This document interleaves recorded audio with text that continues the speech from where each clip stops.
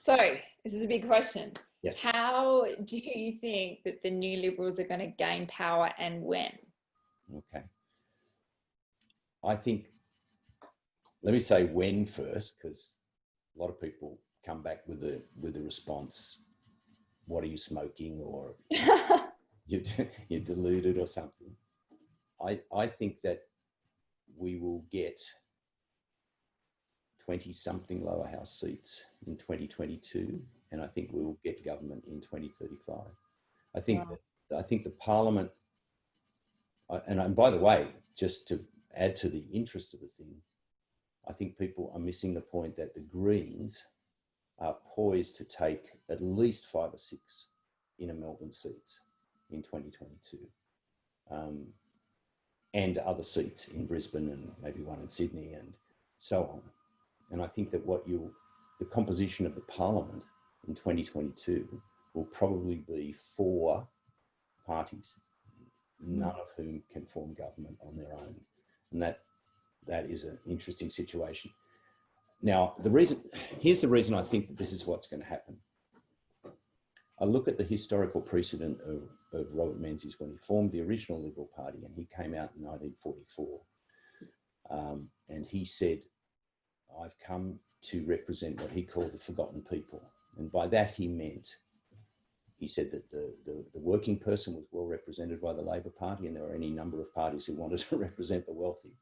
But the middle classes had been forgotten, and he'd come to represent them. He meant in a financial sense, you know, they'd been left behind.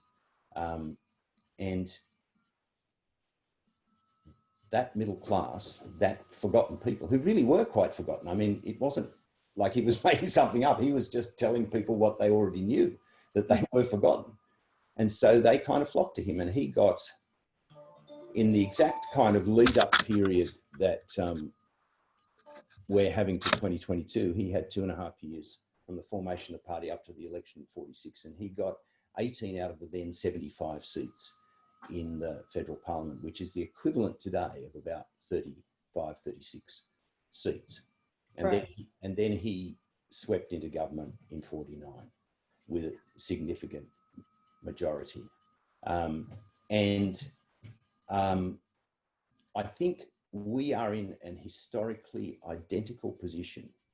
We're going to a different sort of forgotten people, not forgotten financially, but forgotten philosophically, if you like, emotionally. It's hard to find the right word for the way in which they're forgotten, but you'll know what I mean when I say that, for example, there are a whole range of people from what you would coarsely call the left through the centre left, the centre right, a whole range of people who say, okay, let's take someone living on the northern beaches of Sydney, right? In a nice house, quite wealthy, voted Liberal all their life, but they say to themselves, what good is my wealth? What good is my education? What good is my beautiful house? Because my children and grandchildren aren't going to have a planet to live on. And I'm trying to tell the party that I have voted for the last 30 or 40 years that is the case, and I'm discontent, and they won't listen to me, and they don't care. Right? And we come along and say, well, we do care, and we're going to do something about it. Well, it's really the lack of champions for everyday Australians. That's what we've missed. Yeah. And I mean, I don't have any hesitation in slamming the hell out of the government. I think they are totally corrupt and, you know, an unthinkable travesty of an Australian government. What I find harder to do is be critical of the Labor Party, because I've been a Labor voter all my life. But I think one has to say that, you know, people keep using this terrible expression, but it's getting around their shit and shit light, you know. Yeah, no, I like that. I think those wonderful people that do those phony ads with the government, what do they call? You know, I think they the juice media.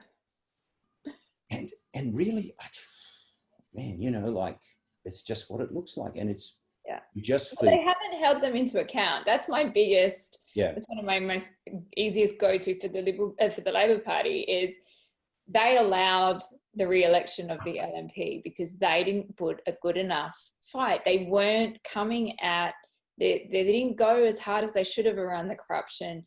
They didn't real talk, and they weren't a strong enough opposition. And so that is their failure, is that they're mediocre, and they're not, and as a consequence we've ended up with the LNP again.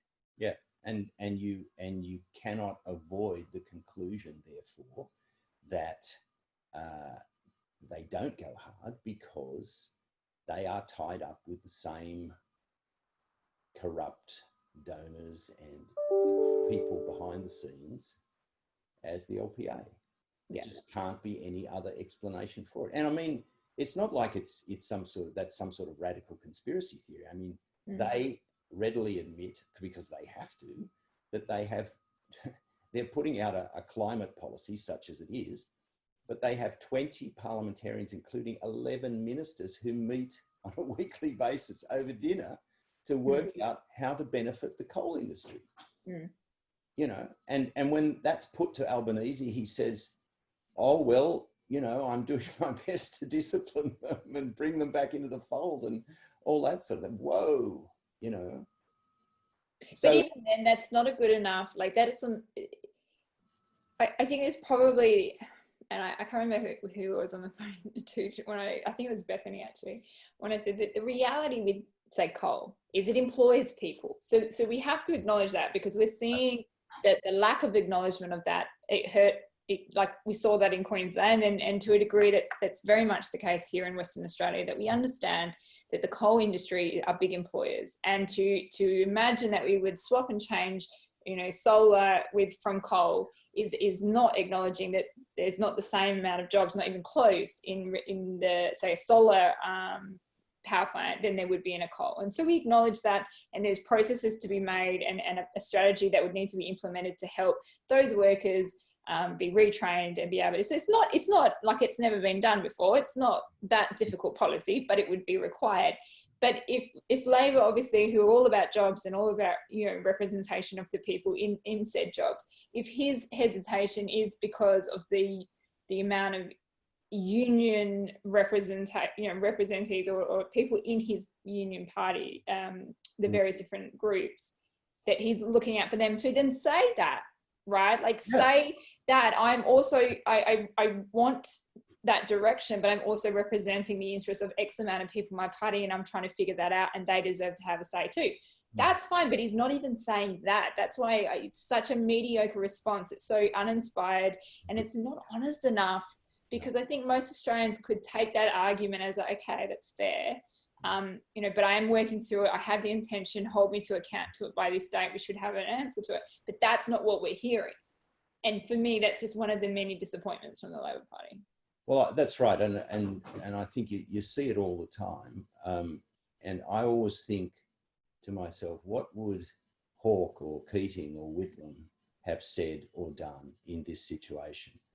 And I can see eloquent people standing before my eyes saying very powerfully condemnatory things, and I don't see any of that out of Albanese or any of the people in recent times. And I mean, I as a constitutional lawyer, I got the shock of my life when Morrison decided to disband the parliament because of COVID. Now, he was telling everybody that they had to work remotely, and the parliament could have worked remotely too. They could have been doing just what you and I are doing now. You know, it's not beyond the care to have people sitting in their homes, you know, debating a thing. But he disbanded Parliament, and as far as I can tell, that's in breach of, they brought it back, so maybe they solved it in the end. But at the time, to disband an arm of government is in breach of Section 1 of the Constitution, which guarantees us a sitting Parliament. And so the media, like people say, oh, but Labor never gets a chance to say anything. The media are against it. But I watch the media go up to Albanese and say, what do you say about this? And instead of saying, this is a flagrant breach of our Constitution, this is another example of a move towards a totalitarian state. That's the obvious answer. And he said, oh, well, I don't know. I suppose. Every time they drop the ball on it, every single time. Yeah, yeah. So Yeah. I guess, so our forgotten people are forgotten because they do not have a voice anymore. Yeah. They do not have a representative in Parliament. I mean, the extremists in our society have a voice. You know, they have Pauline Hanson and David Leyenholm, and good luck to them. They have a voice. Yeah. But the moderate people who represent about 80% of the country, and who want to see climate change, who don't want to see people locked up, who want to see big corporations pay some tax, you know, who want to see a federal ICAC. I mean, all these people have no voice. And they feel totally frustrated. And that's why I think we're giving them that voice. And that's why I think we can replicate in terms of seats in Parliament what Menzies did, or something like that.